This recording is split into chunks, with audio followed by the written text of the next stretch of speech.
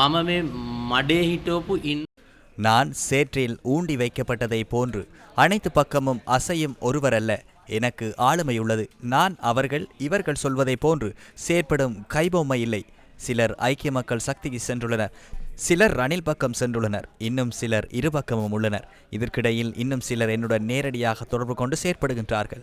நான் இந்த கட்சியை பலவந்தமாக பொறுப்பேற்கவில்லை. நிறைவேற்றுக்குழு ஏகமனதாக தீர்மானம் மேற்கொண்டு கட்சியின் தலைமைத்துவத்தை என்னிடம் வழங்கியது.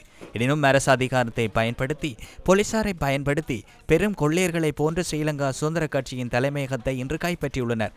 இதனை நான் ரணிலுடன் இணைக்கப் போகின்றேன் என தயாசிறி திலங்க போன்றரின் தரப்பினர் தெரிவித்தனர். ஐக்கிய மக்கள் சக்தியுடன் இணைக்கப் போகின்றேன் என நிமல் ஸ்ரீபால டி சில்வாவின் தரப்பினர் தெரிவித்தனர். தற்போது இணைகின்றவர்கள் இணைந்துள்ளனர். திருட்டு கும்பல்கள் இணைந்துவிட்டனர். ஸ்ரீலங்கா சுதந்திர கட்சியின் நேர்மையான ஊழல் குற்றச்சாட்டுகளற்ற உண்மையான ஆதரவாளர்கள் என்னுடன் உள்ளனர். அந்த 50 லட்சம் பேர் மீது எவரும் கை வைக்க முடியாது. நாட்டின் அரசியல் சட்டம் அல்ல, ஒரு துளிமூட இருப்பவர்களுக்கும் இது புரியும்.